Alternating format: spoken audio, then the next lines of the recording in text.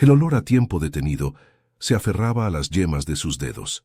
Elena Morales, de 23 años, trazaba con una delicadeza casi reverencial la línea dorada de un lomo de cuero agrietado, un mapa de un siglo que solo ella parecía dispuesta a recorrer. En su pequeño taller, encajado en la parte trasera de un modesto piso en Madrid, el mundo se reducía a ese instante de frágil comunión entre sus manos y las historias de otros.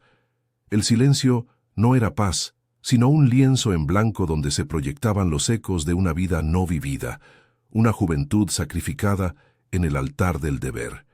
Cada libro que salvaba era un pedazo de su propia alma que se quedaba atrapado entre las páginas, un anhelo susurrado al polvo y a la tinta seca, un testimonio mudo de su propia existencia en suspenso.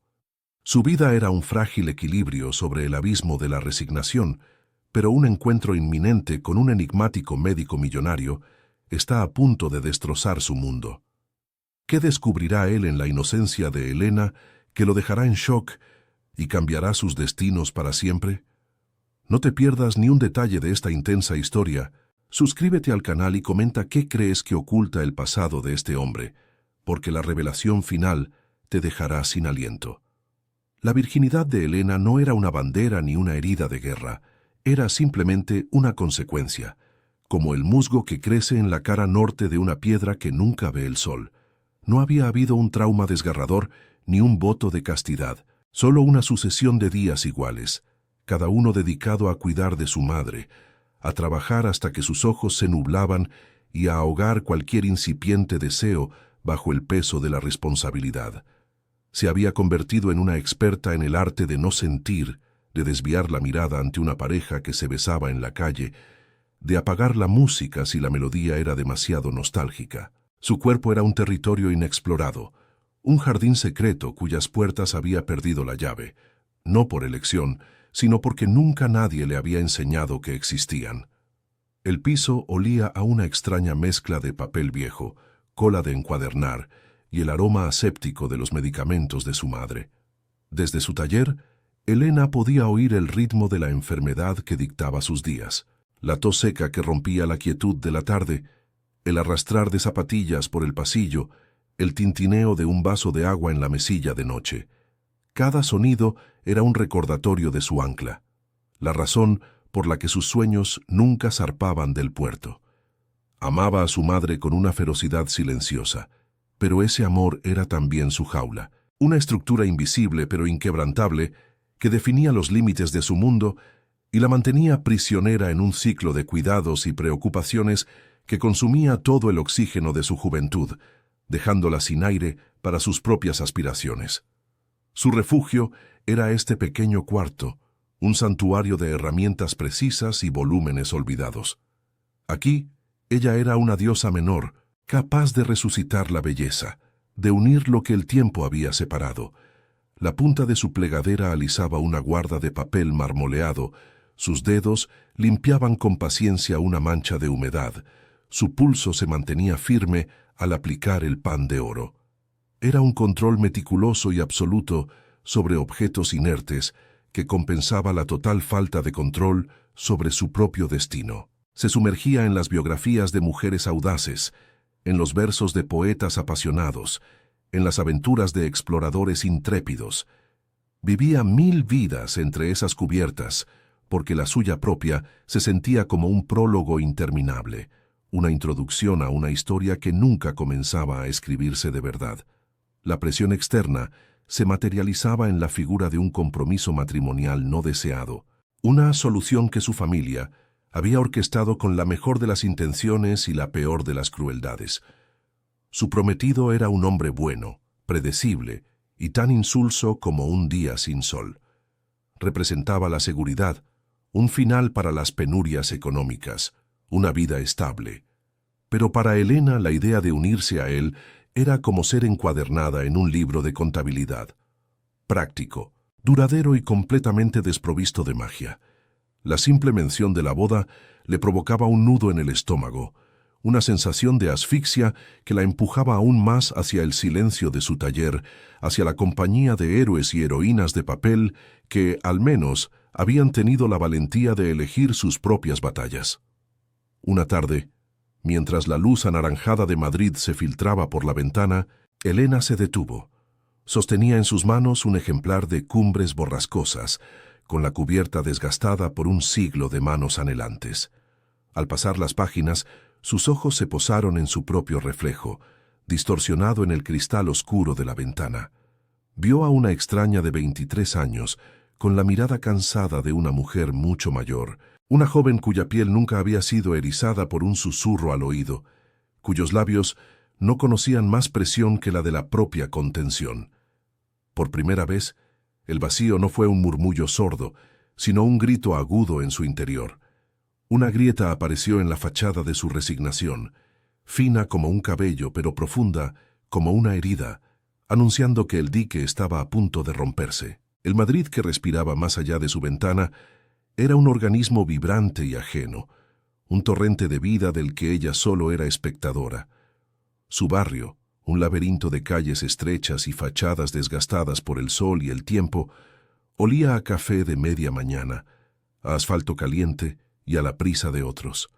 Pero dentro de las 4 paredes del piso, el aire era espeso, inmóvil, cargado con el aroma a enfermedad y a sueños aplazados.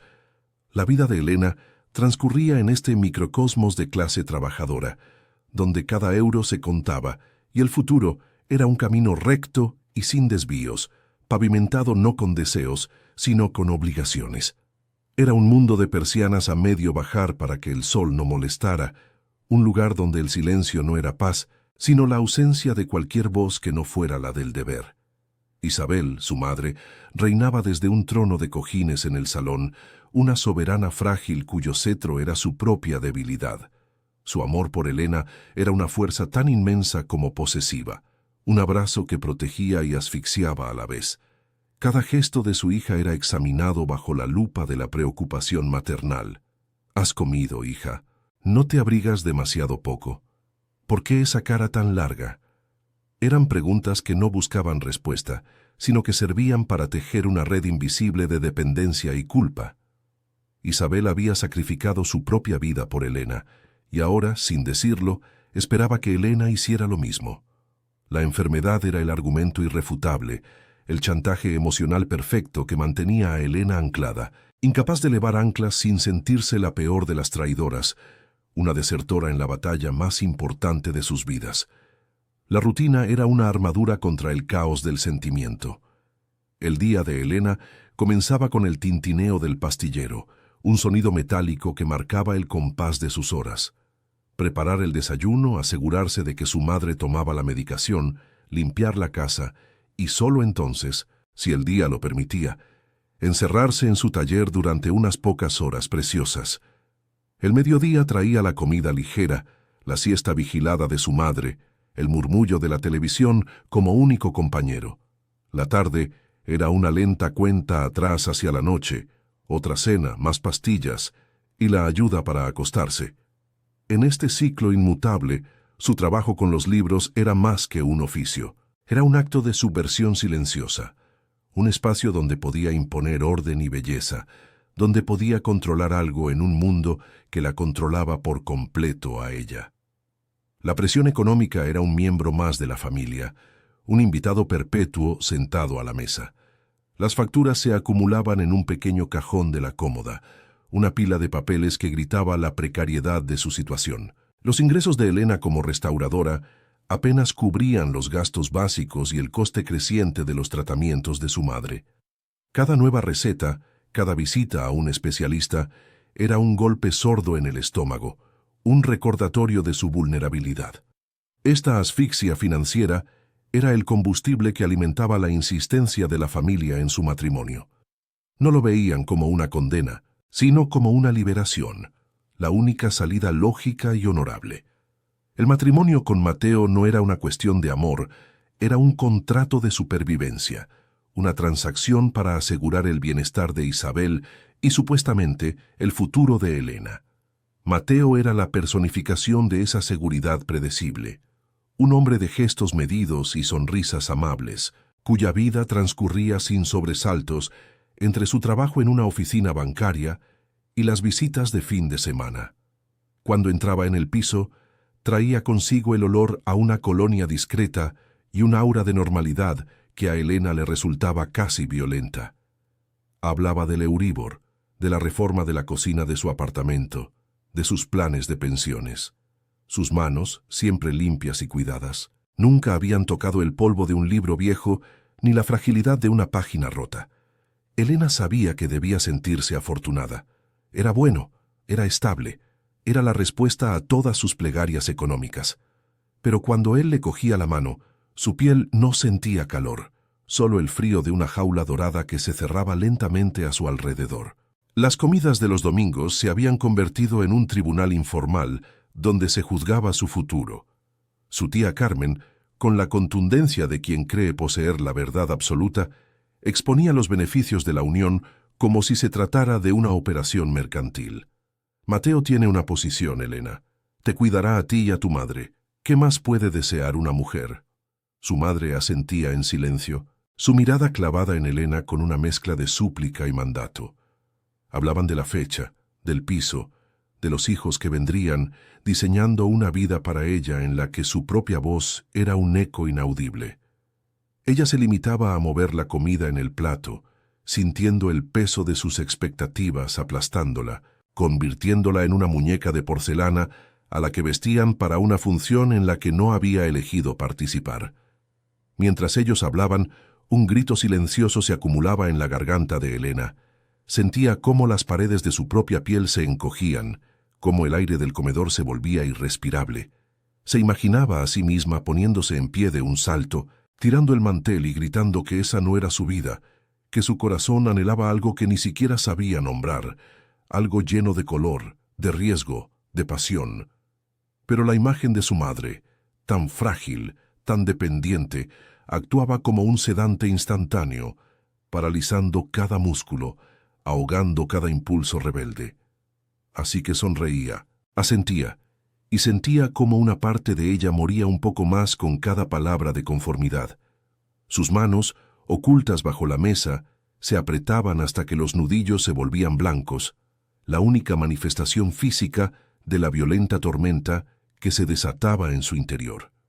A veces, en el breve trayecto a la farmacia o al mercado, se permitía mirar de verdad la ciudad. Veía a parejas de su edad riendo en las terrazas de los bares, a grupos de amigos planeando un viaje, a una chica leyendo sola en un banco del parque, completamente absorta y libre. Cada una de esas escenas era una pequeña punzada de envidia y anhelo. Eran postales de una vida que le estaba vedada, un universo paralelo donde las jóvenes de 23 años cometían errores, se enamoraban locamente, rompían corazones y se reinventaban. Ella, en cambio, caminaba por esas mismas calles como un fantasma, invisible, cargando con el peso de una responsabilidad que la hacía sentir décadas más vieja. La vibrante energía de Madrid no la contagiaba, solo subrayaba su profundo y doloroso aislamiento del mundo.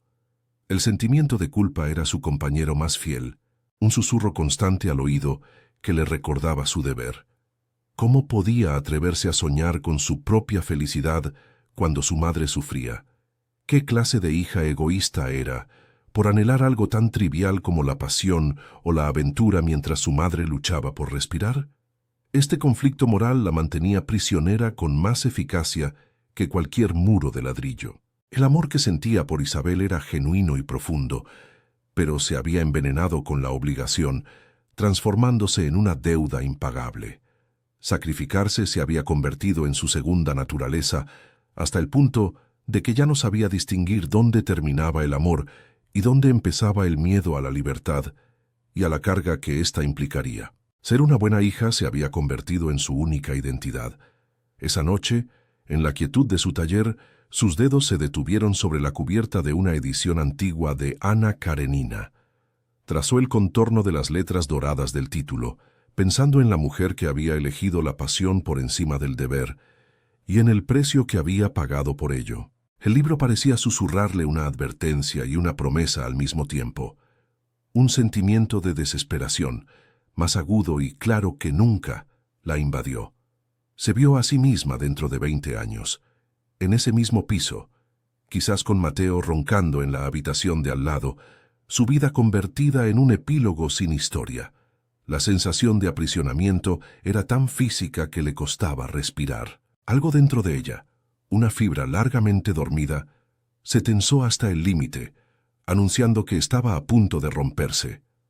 El cambio de universo fue tan violento como un golpe de aire helado en pleno verano. La Clínica Vega no era un hospital, era un monumento al poder y a la precisión. Mármol blanco pulido hasta reflejar la ansiedad de los visitantes.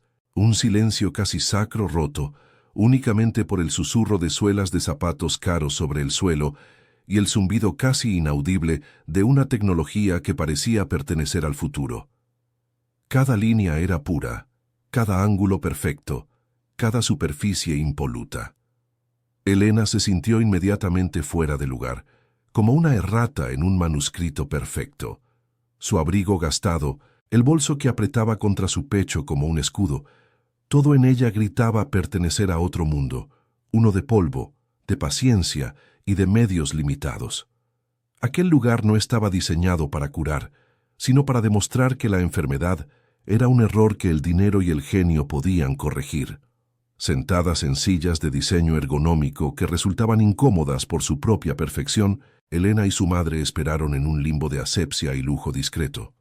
El nombre del doctor Adrián Vega se movía por el ambiente como una corriente eléctrica, susurrado por enfermeras de uniforme impecable y mencionado con una mezcla de reverencia y temor por otros pacientes de rostros tensos y ropas elegantes.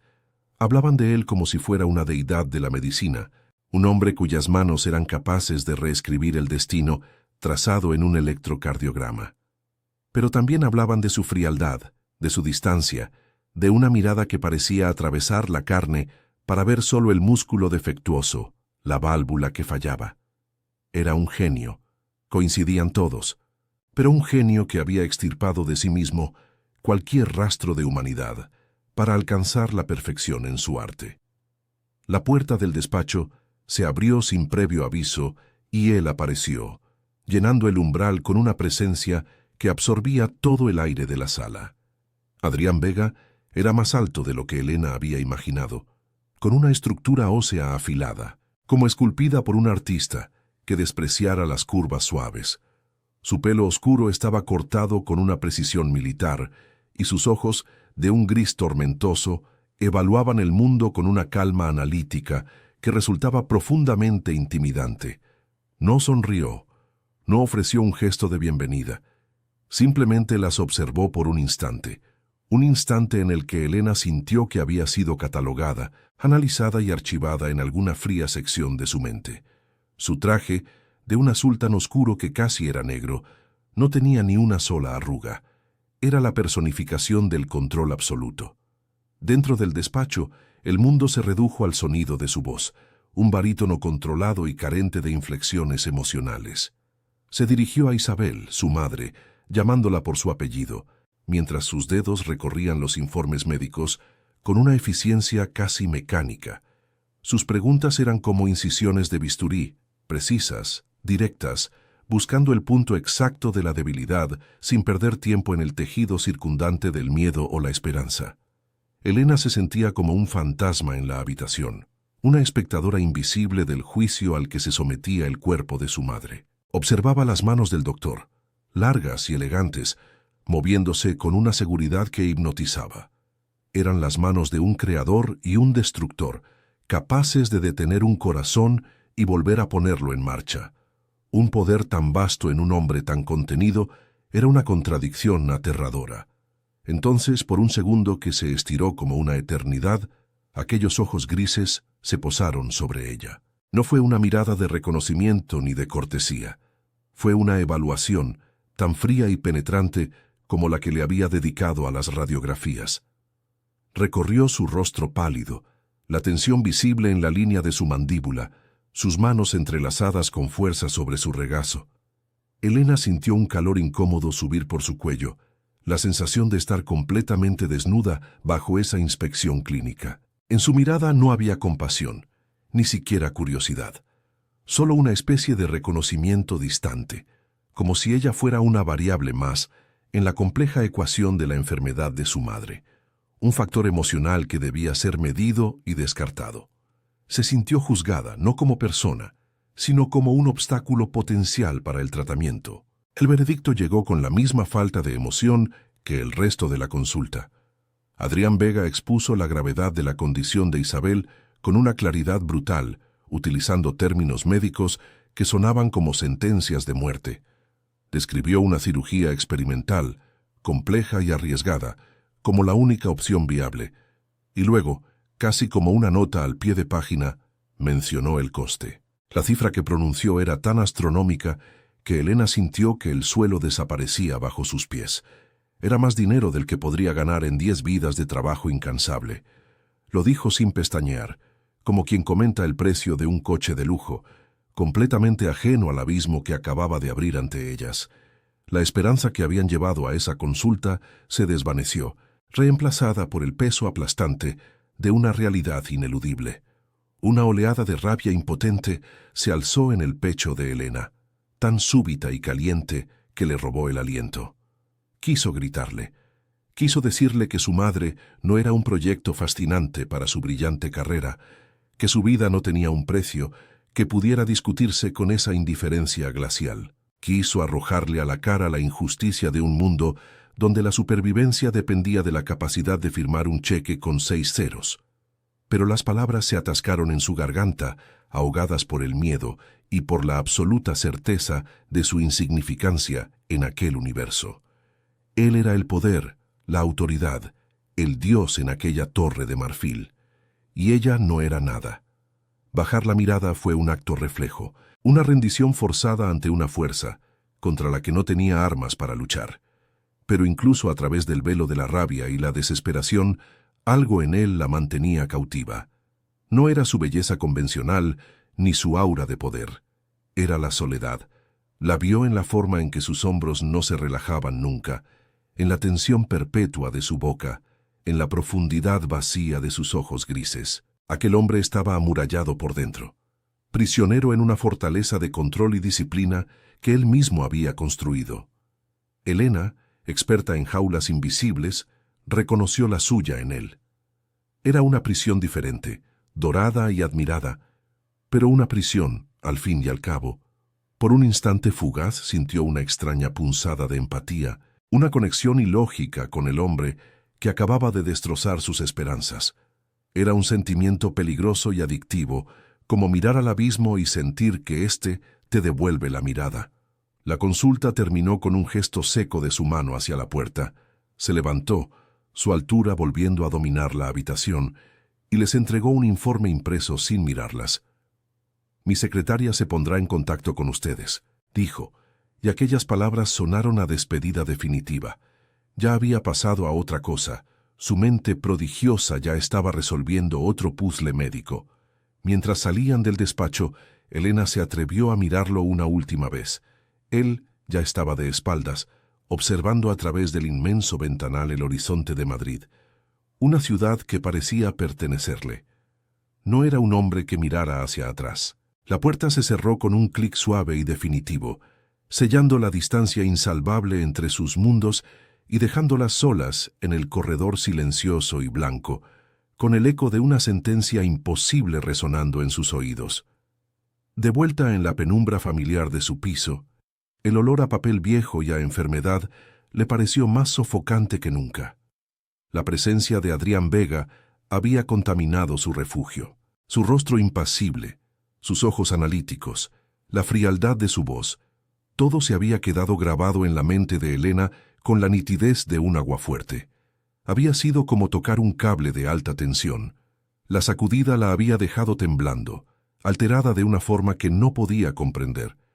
Aquel hombre representaba todo lo que despreciaba, la arrogancia del poder, la frialdad del dinero, pero también había despertado algo más, algo oscuro y profundo que se negaba a nombrar. Era la fascinación por la fuerza, la atracción por el dolor oculto, la peligrosa curiosidad por descubrir qué herida había convertido a un hombre en una máquina tan perfecta y desalmada. Los días que siguieron a la consulta se convirtieron en un purgatorio de ansiedad suspendida. La cifra pronunciada por Adrián Vega resonaba en cada rincón del piso, un eco metálico que hacía imposible cualquier atisbo de paz. La familia, con una lógica aplastante y cruel, redobló la presión sobre el matrimonio con Mateo. Se convirtió en la única conversación, la única salida, el único futuro imaginable. «Es un buen hombre, Elena, es tu deber», repetía su tía, mientras su madre la observaba con ojos suplicantes que la hacían sentir la más egoísta de las criaturas. Elena se sentía atrapada en una corriente que la arrastraba inexorablemente hacia una vida que no era la suya, una vida segura, estable y tan vacía como una página en blanco. Cada sonrisa de Mateo, cada plan de futuro que él esbozaba, era un clavo más en el ataúd de sus anhelos secretos. La llamada llegó una mañana gris, interrumpiendo el meticuloso trabajo de restauración de un viejo atlas. No era la secretaria de Adrián Vega para discutir planes de pago imposibles, sino para concertar una cita para ella, para Elena. La voz al otro lado del teléfono habló de estrés, de la posibilidad de síncopes vasovagales, de la necesidad de un chequeo preventivo dado el historial familiar. Era una excusa tan delgada como el papel de seda, una intrusión profesionalmente justificada en su vida.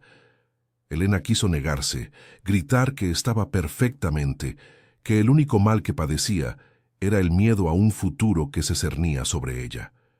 Pero la mención de la salud de su madre y la importancia de que su cuidadora estuviera fuerte la desarmó por completo. Era un jaque mate envuelto en una falsa preocupación, y ella no tuvo más remedio que aceptar.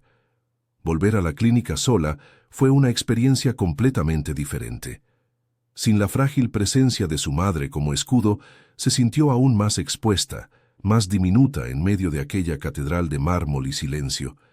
Cuando entró en el despacho de Adrián, él estaba de pie junto al ventanal, una silueta oscura contra la luz brillante de la ciudad. Se giró lentamente, y sus ojos grises la recorrieron con una nueva intensidad. Ya no era la mirada de un médico a la hija de una paciente. Había algo más, una curiosidad casi depredadora, un análisis que iba más allá de los síntomas físicos. La tensión en la habitación era tan densa que Elena podía sentirla en su piel, un zumbido eléctrico que erizaba el vello de sus brazos. Él no sonrió, pero la atmósfera había cambiado, se había vuelto peligrosamente personal. La consulta comenzó con preguntas rutinarias, pero su voz, aunque mantenía su tono controlado, parecía vibrar con una nota subyacente que la inquietaba. Luego, con la excusa de un examen cardíaco, le pidió que se desabrochara la blusa. Cada movimiento de sus dedos fue lento, torpe, consciente de su mirada fija. El aire frío de la consulta sobre su piel desnuda la hizo temblar. Se sentía increíblemente vulnerable, no solo físicamente, sino emocionalmente, como si al quitarse la ropa estuviera despojándose también de la armadura de resignación que la había protegido durante años. Adrián se acercó, sus manos profesionales pero frías, y el olor de su colonia, una mezcla sutil de cítricos y madera, la envolvió, acortando la distancia entre sus mundos de una manera asfixiante e íntima que la dejó sin aliento.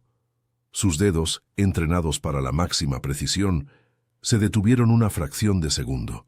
Justo sobre la curva de la clavícula, una pequeña mancha de nacimiento, un lunar con la forma de una media luna imperfecta, rompía la palidez de su piel. No fue un temblor, sino una quietud absoluta, una suspensión del movimiento que duró un latido. Los ojos de Adrián se clavaron en esa diminuta marca con una intensidad que no era médica. Elena, expuesta y vulnerable, sintió un cambio en la temperatura de la habitación, un frío repentino que no provenía del aire acondicionado.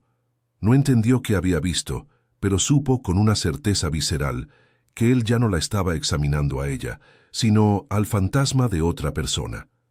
El estetoscopio sobre su pecho transmitía ahora una tensión que no era solo la suya.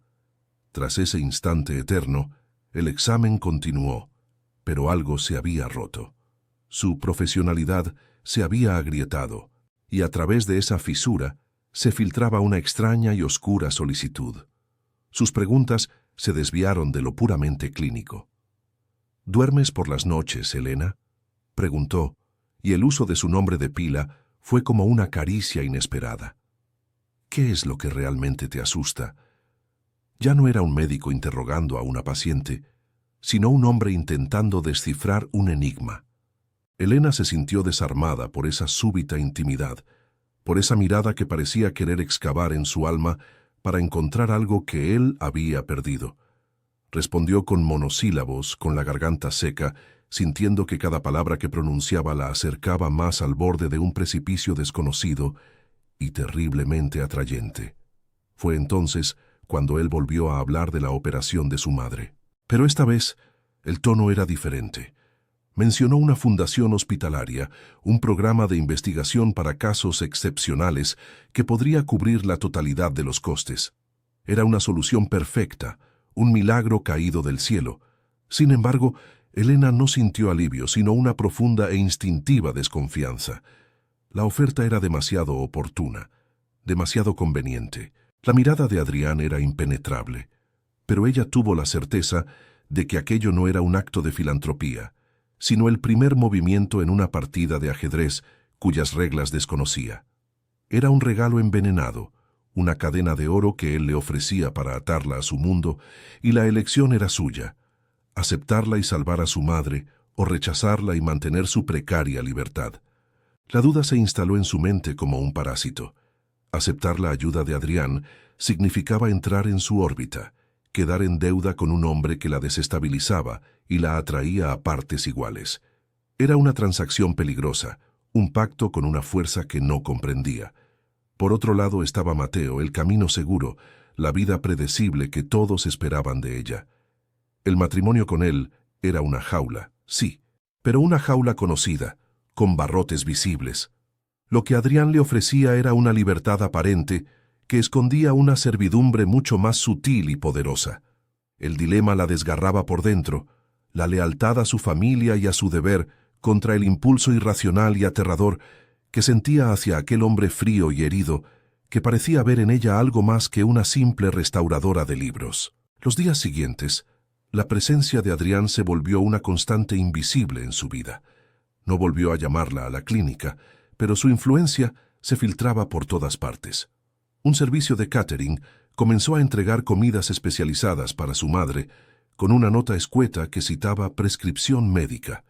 Un fisioterapeuta apareció en su puerta, enviado y pagado por la fundación. Eran actos de control disfrazados de generosidad, una forma de tejer una red a su alrededor, de hacerla dependiente de él sin que pudiera protestar.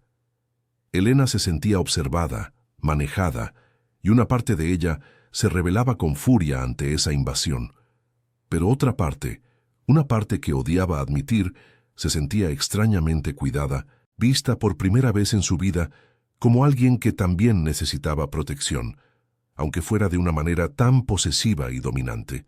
Una tarde, mientras volvía a casa con el peso del mundo sobre los hombros, un coche negro, silencioso y elegante como un depredador, se detuvo a su lado.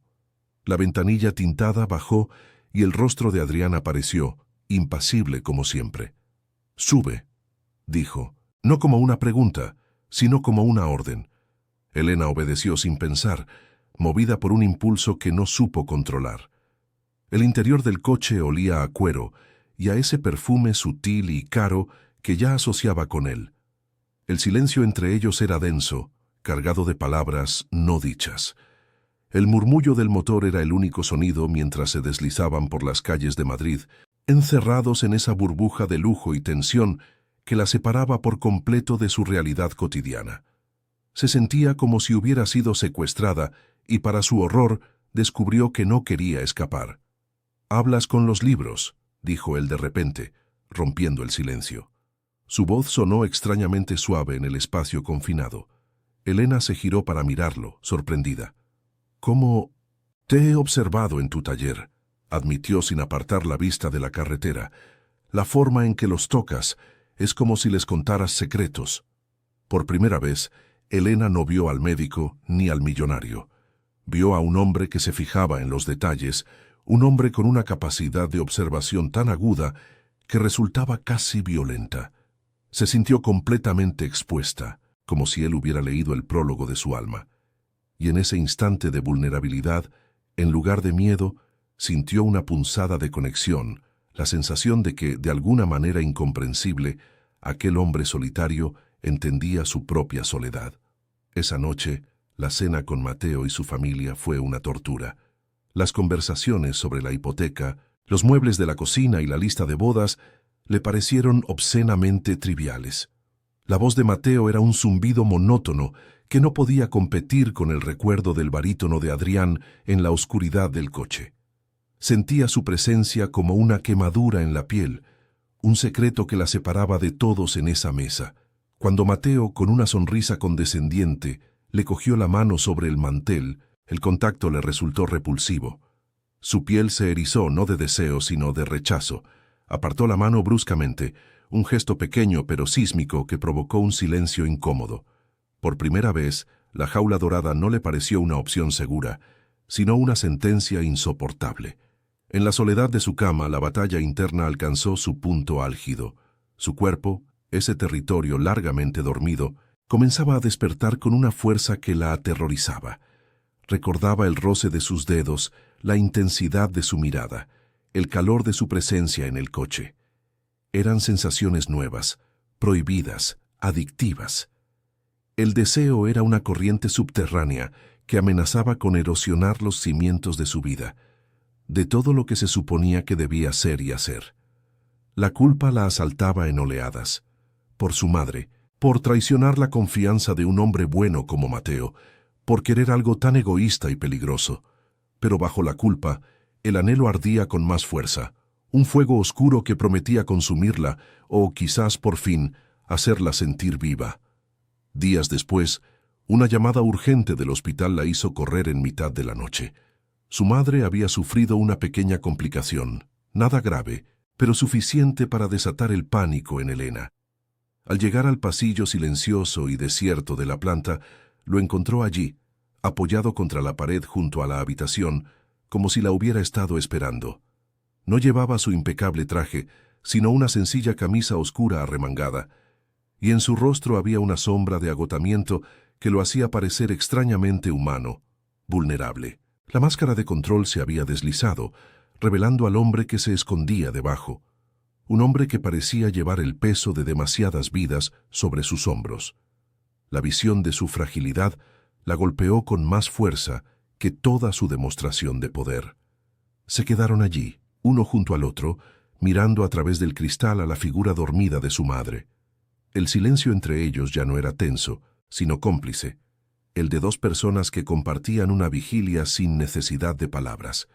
«Luchará», dijo él en voz baja, y Elena supo que no solo hablaba de la enfermedad.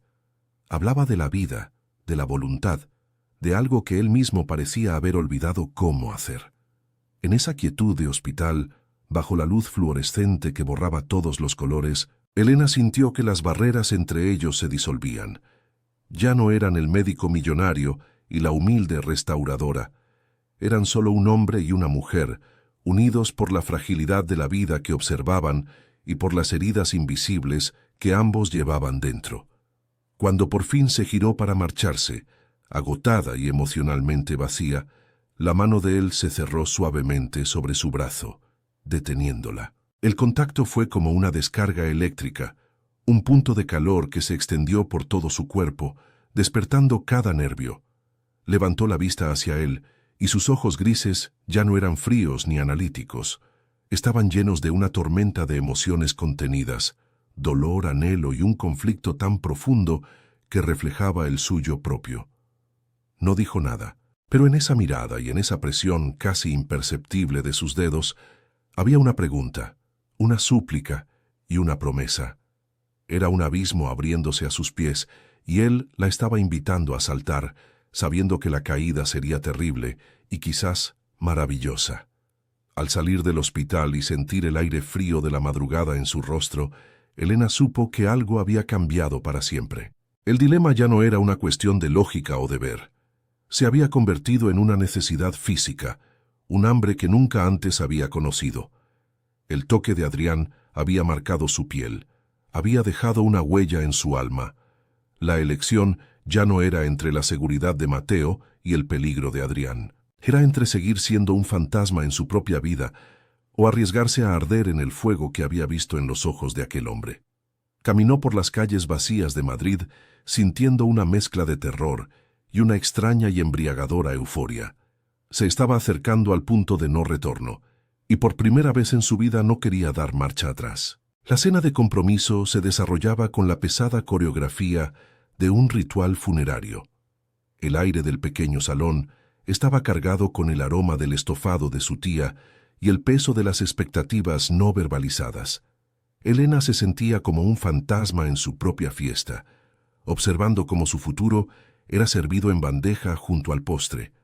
Fue entonces cuando Mateo, en un intento de humor que aterrizó con la sutileza de un ladrillo, hizo el comentario que lo rompió todo. «Tendrás que dejar de correr tanto a ver a ese doctor tuyo, Elena. La gente empezará a pensar que dependes más de él que de mí». La risa forzada de su tía resonó en el silencio que siguió. Para Elena, el tiempo se detuvo. Cada sonido se amortiguó, cada rostro se volvió una máscara borrosa. Solo quedó la cruda verdad de esa frase, una verdad que la abofeteó con la fuerza de una revelación insoportable. El movimiento fue casi imperceptible al principio, un lento deslizar de su dedo anular. El anillo de compromiso, un objeto extraño que nunca había sentido suyo, se resistió por un instante antes de ceder. Lo sostuvo entre el pulgar y el índice, sintiendo el frío del metal, un frío que parecía haber estado congelando su sangre durante meses. Sin decir una palabra, lo depositó sobre el mantel blanco. El tintineo, minúsculo y agudo, fue como un disparo en la quietud de la sala. Levantó la vista y se encontró con los ojos atónitos de su familia, con la boca abierta de Mateo. No sintió culpa ni miedo, solo un vasto y aterrador vacío que se llenó de inmediato con una oleada de pura y salvaje libertad. Se levantó, apartó la silla y caminó hacia la puerta, dejando atrás el naufragio de una vida que ya no le pertenecía. Corrió. Corrió por las calles de Madrid como si el diablo le pisara los talones, o quizás como si corriera hacia él. El aire frío de la noche le quemaba los pulmones, pero cada bocanada era un sorbo de vida que no había probado en años. Las luces de la ciudad se convirtieron en estelas de color, un cuadro impresionista de su propia huida hacia adelante. No era una fuga, se dio cuenta. Por primera vez en su existencia, no estaba huyendo de algo, sino corriendo desesperadamente hacia un destino que ella misma, en un acto de locura o de suprema cordura, acababa de elegir. El asfalto golpeaba bajo sus zapatos, marcando el ritmo de un corazón que por fin latía por su propia voluntad, bombeando una mezcla de terror y una euforia tan intensa que la hacía sentir invencible, real, peligrosamente viva. La entrada del hospital era un portal a otro universo, una boca de luz blanca y silencio estéril que se la tragó entera.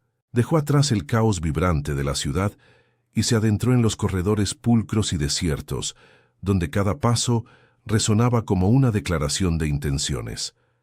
El olor a antiséptico le limpió la mente, dejando solo la certeza de su propósito. Se sentía como una peregrina llegando al final de un arduo camino, aunque el verdadero viaje estuviera a punto de comenzar. Buscaba su despacho, el santuario de aquel hombre que había demolido su mundo con una sola mirada. Cada puerta que pasaba era un punto de no retorno. Cada metro recorrido era un lazo más que cortaba con su pasado, con la Elena dócil y resignada que había muerto esa noche en una mesa de comedor.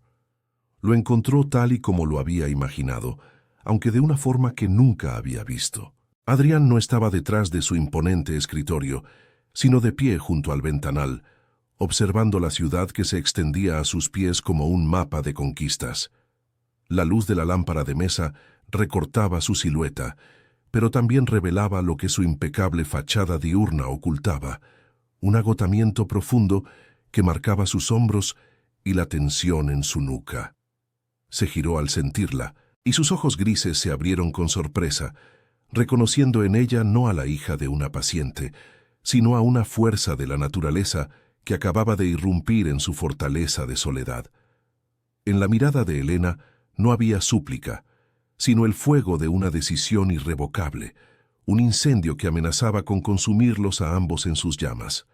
«Acepto», dijo ella, y la palabra quedó suspendida en el aire denso de la habitación.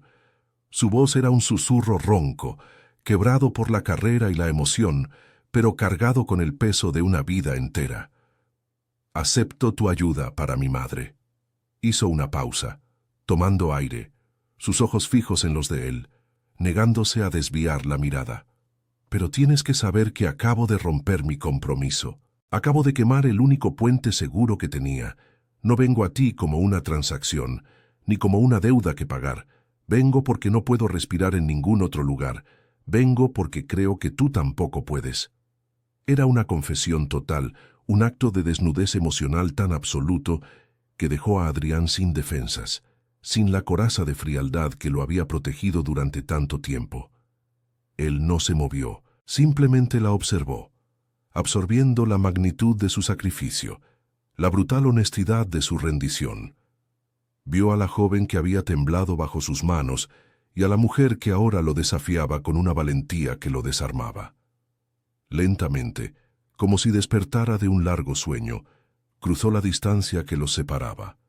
El espacio entre ellos se encogió, cargado con la electricidad de todo lo no dicho, de todas las miradas robadas, de toda la tensión acumulada. El mundo exterior, con sus compromisos rotos y sus familias traicionadas, dejó de existir. Solo quedaban ellos dos en esa torre de cristal, suspendidos sobre la ciudad, dos almas solitarias, a punto de colisionar con la fuerza de un cataclismo inevitable, anhelado y temido a partes iguales. Su mano se alzó, y Elena contuvo el aliento, esperando una caricia en la mejilla, un gesto de consuelo, pero sus dedos no buscaron su rostro. Con una delicadeza casi dolorosa, trazaron la línea de su clavícula hasta detenerse, sin llegar a tocarla, justo sobre la pequeña mancha de nacimiento en forma de media luna. El aire vibró en ese milímetro de espacio entre la piel de él y la de ella. «Ella la tenía», susurró Adrián, y su voz era un eco de un dolor antiguo, una herida reabierta. «Mi hermana tenía la misma marca, exactamente aquí. Cada vez que te veo, es como si una parte de ella me estuviera mirando, recordándome que le fallé». La confesión cayó entre ellos, un peso de vulnerabilidad que finalmente los hizo iguales, despojados de sus roles, de sus mundos, de todo excepto de su dolor compartido. Entonces la besó. No fue un beso de pasión arrolladora, sino algo mucho más profundo y devastador. Fue un beso de reconocimiento, el encuentro de dos hambres desesperadas. Sus labios, fríos al principio, buscaron los de ella con una necesidad que lo decía todo. Sabía a soledad, a años de contención, al sabor salado de una lágrima que Elena no supo si era suya o de él. Sus manos, que antes habían sido torpes y temblorosas, se aferraron a la tela de su camisa, como si fuera el único punto de anclaje en un universo que se desmoronaba. Y los brazos de él la rodearon, no con la fuerza del hombre poderoso, sino con la fragilidad de un náufrago que encuentra por fin una orilla, un refugio en medio de la tormenta que llevaba dentro. Cuando se separaron, el aire que respiraron era nuevo, diferente. Se miraron en el silencio que siguió al beso, un silencio que no era vacío, sino que estaba lleno de las ruinas y las posibilidades de lo que acababan de hacer. En los ojos grises de Adrián, la tormenta se había calmado, dejando tras de sí una vulnerabilidad desnuda que Elena nunca había visto en nadie. Él ya no veía el fantasma de su hermana. La veía a ella, a Elena, la mujer que había tenido el coraje de derribar sus muros, y ella, por primera vez, no vio al médico inalcanzable ni al millonario herido, sino simplemente a un hombre al que acababa de entregarle los fragmentos de su alma rota, con la aterradora y maravillosa certeza de que él sostenía los suyos propios en sus manos. «No te vayas ahora, porque el momento más intenso está por llegar. ¿Podrá un amor nacido de la herida y la transgresión sobrevivir a las consecuencias? ¿O es Elena solo una pieza en el juego de redención de Adrián? Suscríbete ahora, dale a me gusta y comparte esta historia para no perderte el desenlace. Y lo más importante, comenta abajo. ¿Crees que el amor puede realmente curar las heridas más profundas o solo las disfraza por un tiempo? Tu opinión es crucial para desentrañar este drama. Queremos leerte. El amanecer no trajo consigo la claridad, sino una luz cruda que desnudaba la realidad con una crueldad metódica. Al regresar a su piso en el silencio previo al alba, Elena sintió el beso de Adrián como una marca incandescente en sus labios, un estigma que la separaba para siempre del mundo que había conocido. El olor a papel viejo y a la enfermedad de su madre, que antes era el aroma de su vida, ahora le resultaba el de una tumba de la que acababa de profanar el descanso. Cada objeto familiar, la silla de su taller, el lomo de un libro a medio restaurar, parecía juzgarla en silencio.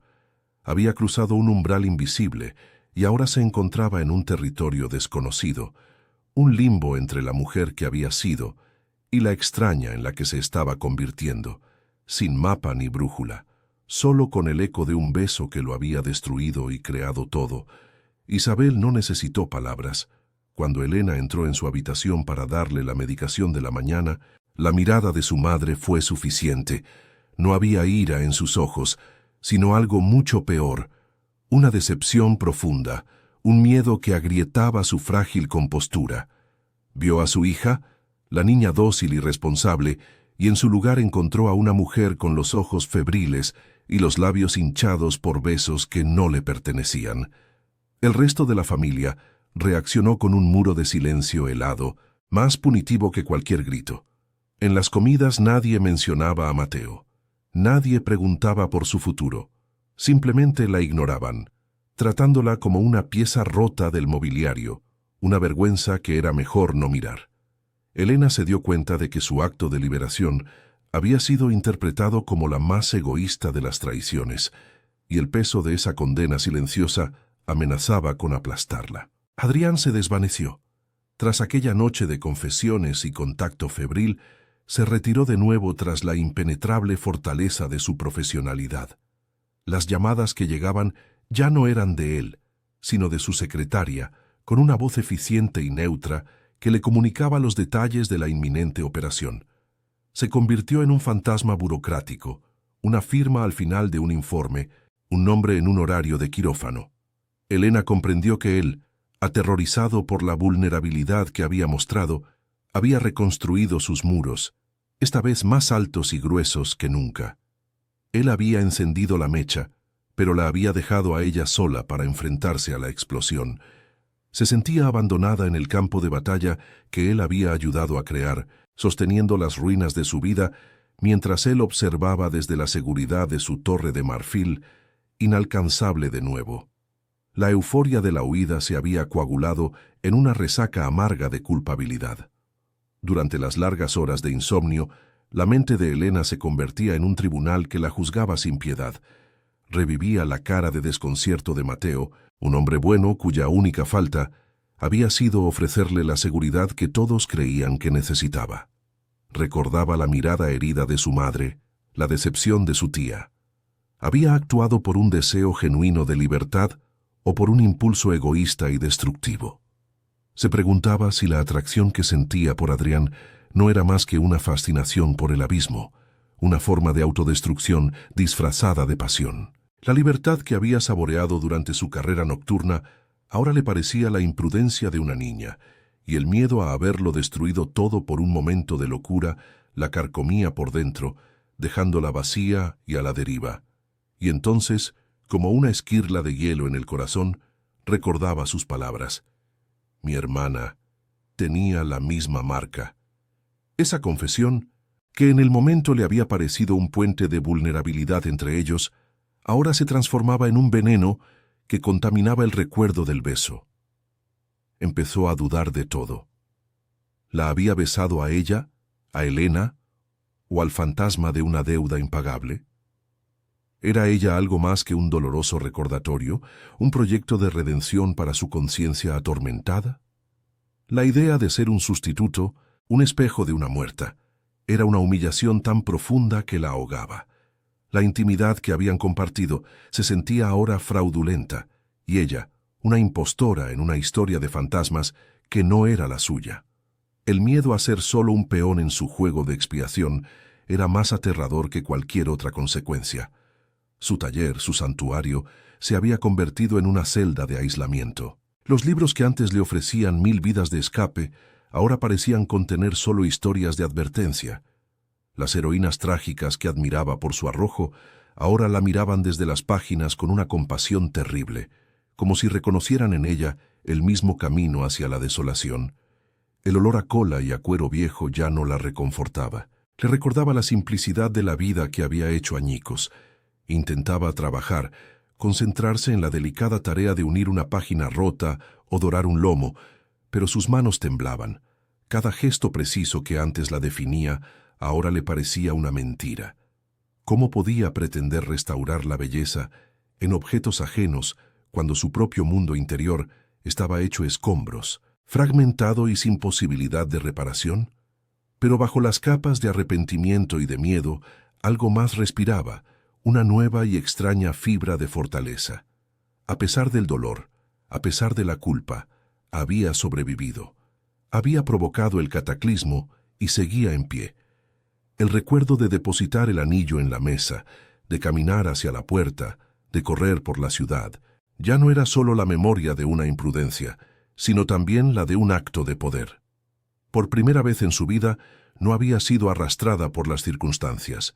Había elegido su propio desastre. Esta constatación no le traía consuelo, pero sí una incipiente sensación de agencia. Había descubierto que dentro de la chica dócil y asustada vivía una mujer capaz de quemar puentes.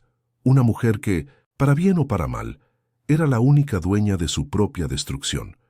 La confirmación de la cirugía de su madre llegó en un sobre con el membrete de la Fundación Vega. Era un documento frío, impersonal, que detallaba fechas, procedimientos y cuidados postoperatorios. No había ninguna nota personal de Adrián, ninguna palabra de aliento. Era un acto de generosidad que sabía a caridad, una forma de cumplir su palabra mientras la mantenía a una distancia insalvable. Elena entendió el mensaje. Él pagaría su deuda, salvaría a su madre, pero no se permitiría volver a acercarse. Era su forma de castigarse a sí mismo y, de paso, de castigarla a ella. El dolor de esa distancia calculada era más agudo que el del abandono, porque era una elección consciente, un muro de dinero y burocracia que él estaba levantando entre ellos para asegurarse de que nunca más pudieran tocarse. Fue entonces cuando Elena supo lo que tenía que hacer. No podía vivir en ese limbo, siendo la receptora pasiva de su penitencia.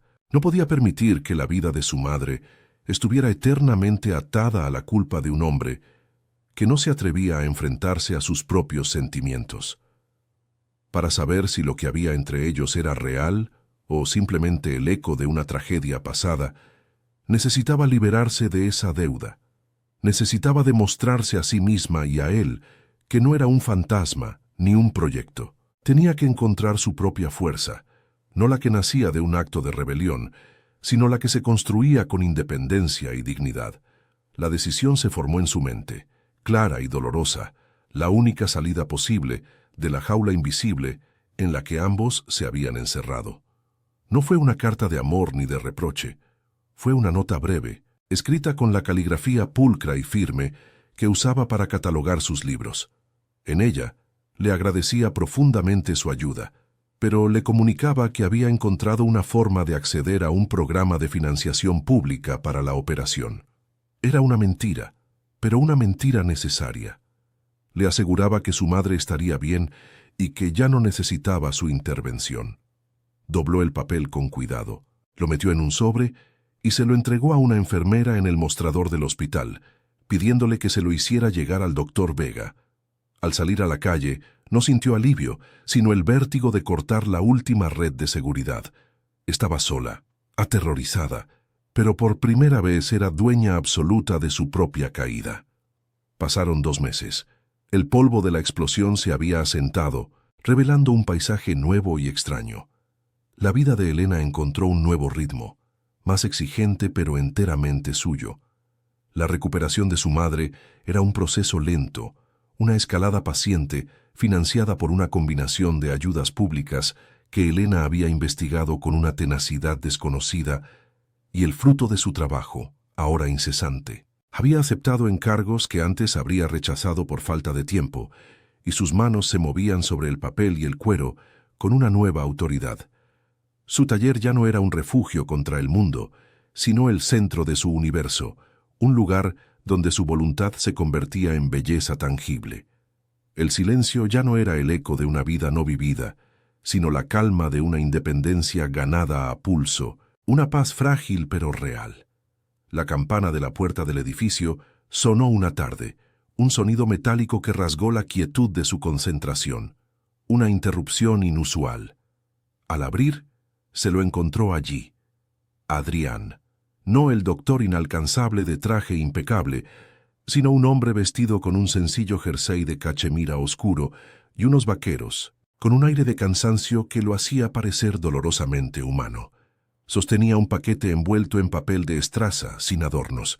El aire entre ellos vibró, denso con el peso de todo lo no dicho.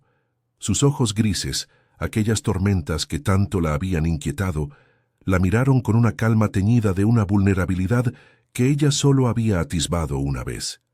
No dijo nada. Simplemente, con un gesto lento y deliberado, le tendió el paquete, una ofrenda silenciosa que lo contenía todo. Dentro de su taller, bajo la luz cálida de la lámpara de trabajo, Elena desenvolvió el paquete con dedos cuidadosos. No era un libro cualquiera. Era un antiguo diario familiar, encuadernado en un cuero oscuro y agrietado, con el lomo completamente roto. Las páginas, amarillentas y frágiles, amenazaban con desprenderse y dispersarse al menor descuido. Era una ruina hermosa, un objeto que había vivido intensamente. «Es el diario de mi abuelo», dijo Adrián, rompiendo el silencio. Su voz era más grave y suave de lo que ella recordaba.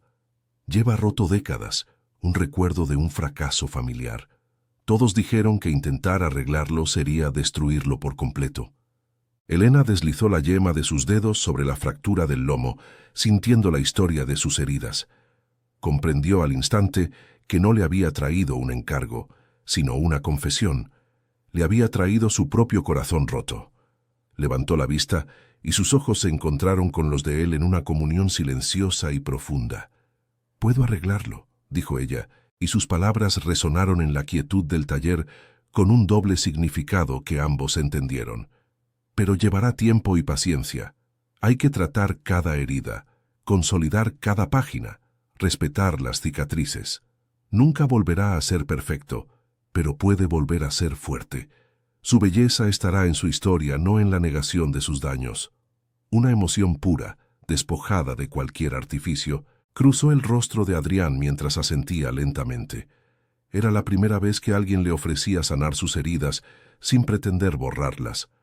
En ese momento, Elena supo que su nota no había sido un adiós, sino un desafío para que él la encontrara en su propio territorio, como un igual, sin deudas ni fantasmas de por medio. «No fue por mi hermana, Elena», dijo él finalmente, la frase que ella anhelaba y temía oír. «La marca en tu piel me obligó a verte, a detenerme, pero fuiste tú quien me mantuvo mirando. Tu fuerza silenciosa, tu valentía al quemar tu mundo por una posibilidad incierta. Fuiste tú quien me hizo desear sentir algo de nuevo, incluso el dolor». Dio un paso hacia ella, cerrando la distancia pero sin invadir su espacio, sin tocarla. «He pasado estos meses no solo vigilando la recuperación de tu madre desde lejos, sino intentando aprender a vivir sin la armadura que me asfixiaba. Es aterrador, y me he dado cuenta de que no quiero hacerlo solo». Su confesión no fue una súplica, sino una declaración de igualdad, la entrega de su última defensa, depositada a los pies de ella con una confianza absoluta. Elena no respondió con palabras. En su lugar tomó una de sus manos, uniendo la calidez y la textura de su piel con la suya en un contacto real, presente y sanador. Colocó su otra mano sobre la de él, y juntas las posaron sobre el diario roto que descansaba en la mesa de trabajo, un pacto sellado sobre una herida compartida. La luz dorada del atardecer madrileño se filtraba por la ventana, bañando el taller en un resplandor casi sagrado, iluminando el polvo que danzaba en el aire, las herramientas de su oficio y esas dos almas que, como el viejo libro, habían decidido empezar su lenta y paciente restauración. ¿Crees en las segundas oportunidades? No solo en el amor, sino en la vida. Si esta historia te ha conmovido, si has sentido cada duda y cada latido de Elena, no te vayas sin más. Suscríbete al canal, dale a me gusta para que lleguemos a más corazones rotos y comparte esta historia con quien necesite creer que incluso las ruinas más hermosas pueden volver a ser fuertes. Y por favor, comenta abajo, ¿qué significa para ti la verdadera reparación? Tu historia también importa.